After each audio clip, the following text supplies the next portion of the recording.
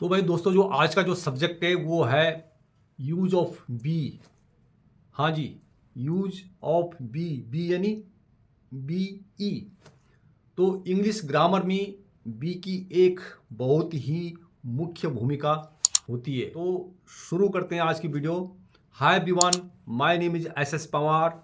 I am an ex serviceman from army and I belong to a beautiful village of Uttarakhand. तो दोस्तों, English grammar में B कहीं पर ये मेन वर्ब का काम करता है, तो कहीं पर हेल्पिंग वर्ब का काम करता है, जिसका अगर हिंदी में मीनिंग देखा जाए तो बनना, रहना, होना। और हिंदी के सेंस में इसको देखा जाए तो तीनों मीनिंग लगभग सेम है, सिमिलर है, बनना, रहना और होना। लेकिन दोस्तों, इसकी भी एक अपनी फॉर्म है। यानी जैसे अन्य वर्ब की जो फॉर्म होती है, तीन तीन फॉर्म होते हैं या चार चार जो फॉर्म होती हैं, उसी तरह से इस बी की भी अपनी अलग अलग फॉर्म है। तो बी जो एक बेस फॉर्म है और इसके अंतर्गत आने वाली जो फॉर्म है is, am, are, was, were, being and been.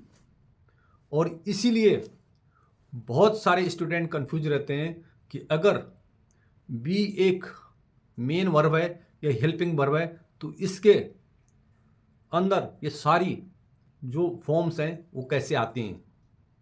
जी हाँ, तो जिस प्रकार से गो यानी जाना एक वर्ब है और इसकी भी तीन फॉर्म होते हैं, गो, वेंट, गॉन। तो यहाँ पे गो एक बेस फॉर्म होगी, उसकी दो फॉर्म और होगी, वेंट एंड गॉन। और जो चौथी फॉर्म है वो है पार्टिसिपल फॉर्म यानी गोइंग। तो उसी प्रकार से बी की भी यहाँ पे 8 फॉर्म है। Be itself and then is, am, are 3, 4 हो गई, वज, वेयर 6 और बीन एंड बीइंग, यानी टोटल इसकी 8 फॉर्म हो गई हैं। अब जैसे बी है, सिमिलरली एक वर्ड है become. Become and be both are same as per the Hindi meaning. जैसे बी का मैंने बताया था आपको हिंदी मीनिंग रहना, होना और बनना।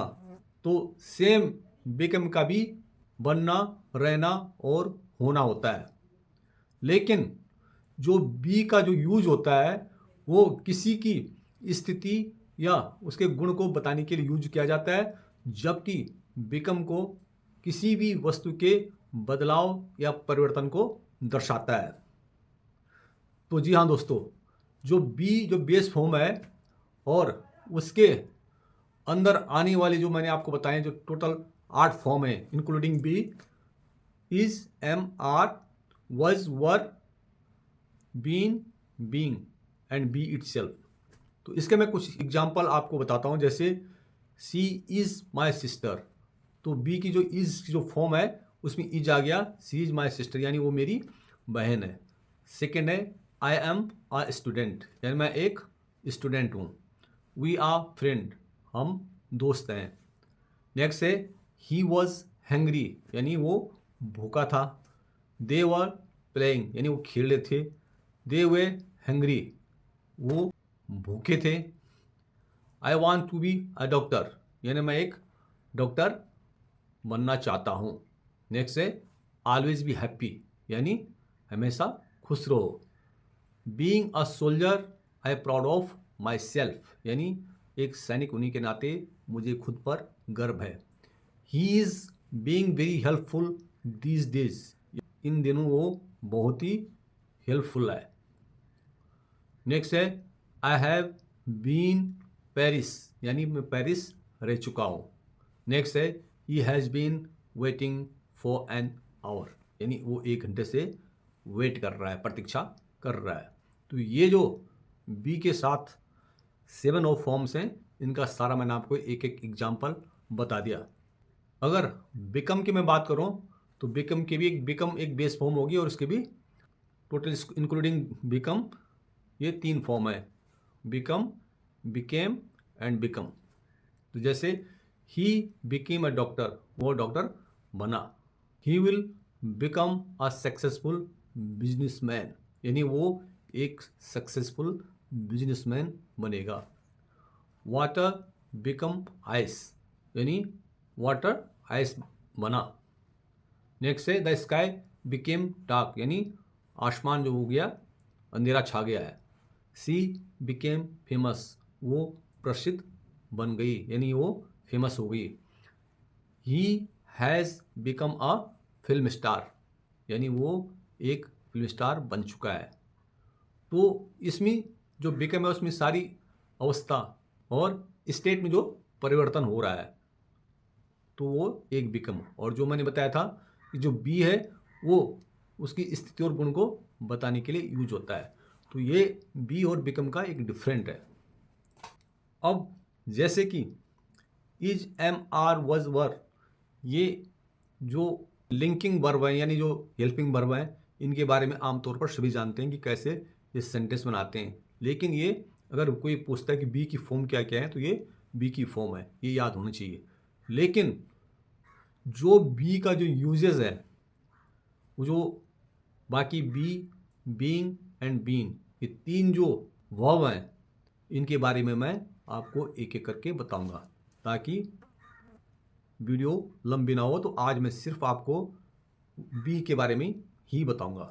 तो जैसे पहला वर्ड लेते हैं हम will be.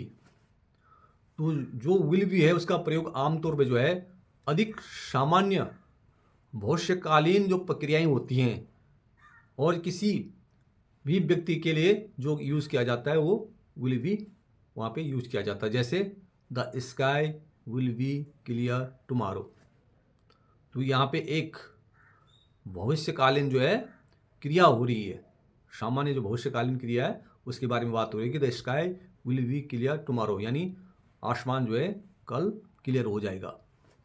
Next the movie will be exciting, यानी जो मूवी है वो एक रोमांचकारी होगी। तो ये भी एक फ्यूचर की बात हो रही है इसमें। Next he will be home by 6 AM, यानी वो 6 बजे तक घर पर होगा। तो एक बात मैं थोड़ा क्लियर करना चाहता हूँ, जो बाय 6 PM यानी 6 बजे तक, तो जहाँ पे पीरियड की बात होती है, जैसे समय की बात होती है कि कितने बजे तक आएगा, कब तक पहुँच जाऊँगा, तो वहाँ पे बाय का यूज होता है। Next she will be a doctor one day, यानी एक दिन वो डॉक्टर बनेगी। तो ये सारी पॉसिबिलिटीज़ वाले जो फ्यूचर में होने वाली बातें, इसमें विल बी का यूज़ किया जाता है। नेक्स्ट है शेल बी। तो जो शेल बी का जो प्रयोग होता है अधिकतर औपचारिक संदर्भों में या जब किसी निर्णय या वादे को व्यक्त किया जाता है तब इसको शेल बी को यूज करते हैं। और सेकेंडली आई और वी के साथ भी शेल बी का यूज होता है। जैसे the meeting shall be held tomorrow by 10 AM, यानी जो मीटिंग है कल 10 बजे पर होगी। तो नेक्स्ट है the winner of the contest shall be awarded a trophy, यानी जो इस कॉन्टेस्ट का जो विनर होगा उसको ट्रॉफी अवार्ड की जाएगी। थर्ड है all the employees shall be provided with safety training, यानी जितने भी एम्प्लॉयज़ है उनको सेफ्टी ट्रेनिंग प्रोवाइड की जाएगी। अब यहाँ पे एक छोटी सी बात ध्यान देने वाली है, shall be awarded, shall be provided, तो जहाँ पे की जाएगी, दी जाएगी, ली जाएगी, पी जाएगी, खाई जाएगी, वहाँ पे शेल बी या विल बी के साथ वर्ब की थर्ड फॉर्म आएगी। तो प्रोवाइड से प्रोवाइडेड बन गया, अवार्ड से अवार्डेड बन गया। तो शेल बी अवार्डेड और शेल बी प्रोवाइडेड, तो वर्ब की थर्ड फॉर्म। नेक्स्ट है the decision of the committee shall be final, यानी जो कमेटी का जो डिसीजन होगा वो आखिरी होगा। बी के साथ जो नेक्स्ट वर्ड है वह है वुड बी। वुड बी किसी शर्त, इच्छा, अनिवार्यता, अनुमान और नम्रता को व्यक्त करने के लिए इसको यूज किया जाता है। तो जैसे for example I would be happy to help you, यानी मैं आपकी मदद करने के लिए खुश हूँगा। तो यहाँ पे एक उन्होंने इच्छा जताई है। नेक्स्ट है if I had more time I would be able to travel more, यानी अगर मेरे पास पर्याप्त समय होता तो मैं बहुत सारी जर्नी करता, यानी ट्रैवल करता। नेक्स्ट है would you be kind enough to pass the salt, यानी एक विनम्रता यहाँ पे दिखाई जा रही है। Would you be kind enough to pass the salt, क्या साल्ट है उसको पास करने की आप कृपा करोगे।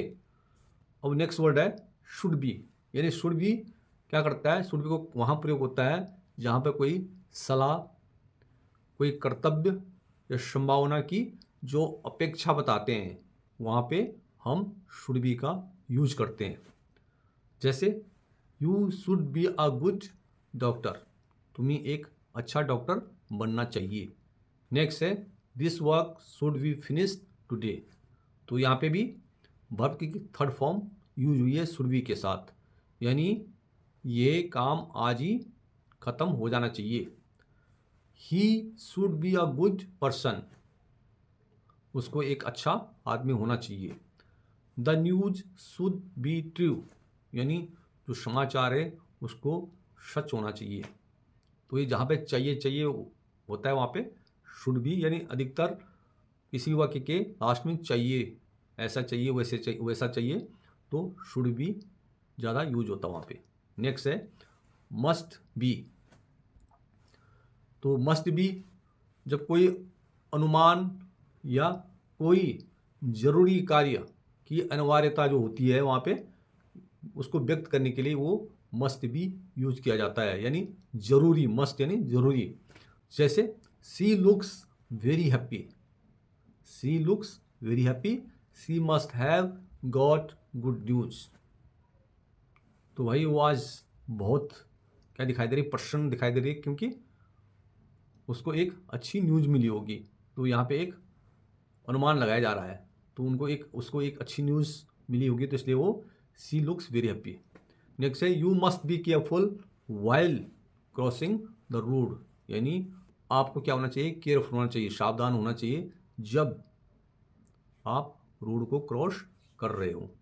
नेक्स्ट है everyone should be present in the meeting, ये अनिवार्यता है यहाँ पे।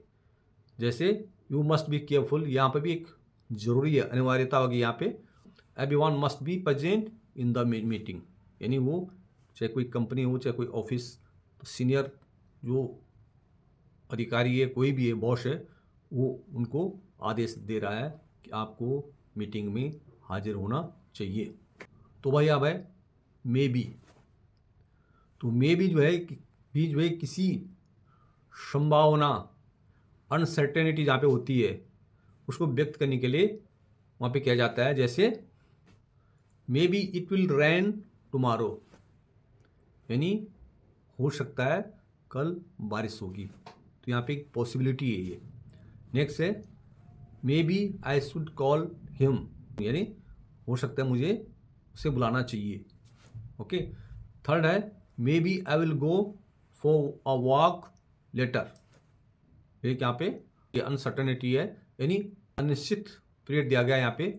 Maybe I will go for a walk later, यानी हो सकता है बाद में मैं वॉक के लिए जाऊँ। तो अब है might be and might be may be are similar, both word are similar, meaning of the both word is similar. Okay, तो इसका जो उपयोग तब किया जाता है जब किसी चीज़ के होने की कोई संभावना के बारे में थोड़ा अधिक निश्चित हो, यानी जैसे मे बी में तो थोड़ा कम होती है, लेकिन माइट बी में कुछ ज़्यादा ही संभावना होती है। तो जैसे ही माइट बी एट होम, तो वहाँ पे उसे घर पे होने की ज़्यादा संभावना, तो क्या कर रहे हैं, he might be at home, वो घर पे हो सकता है। Next she might be interested in this job, वो इस जॉब के लिए इंटरेस्टेड हो सकता है। तो नेक्स्ट है he is not answering, he might be busy, यहाँ पे एक पॉसिबिलिटी होगी, but is powerful than may be, तो यहाँ पे कुछ ज़्यादा संभावना है कि वो आंसर नहीं दे रहा है कि वो बिजी हो सकता है, तो then he is not answering, he might be busy. अब नेक्स्ट है कैन बी, तो भाई दोस्तों कैन बी ये किसी चीज़ की संभावना, सामर्थ्य और परमिशन के लिए यूज़ किया जाता है। इसमें एक सामर्थ्य के लिए भी यूज़ किया जाता है इसको। जैसे this book can be boring, यानी जो किताब है बोरिंग हो सकती है। नेक्स्ट है ही कैन बी वेरी प्रिस्यूसिव, यानी वो बहुत ही प्रभावशाली हो सकता है। नंबर थर्ड है visitors can be allowed after 5 PM। तो बहुत सारे आप ऑफिस में गए होंगे या कंपनी कहीं भी गए होंगे तो आपने कहीं लिखा भी पड़ा होगा visitors can be allowed after 5 PM, यानी 5 बजे के बाद जो विजिटर्स हैं वो उनको परमिशन है, वो अलाउ हैं अंदर आने के लिए। तो भाई दोस्तों एक वर्ड और है कुड बी। तो ये सारे आप देख रहे होंगे बी के साथ यूज हो रहे हैं जितने मैंने अभी तक बताया आपको। तो एक है कुड बी।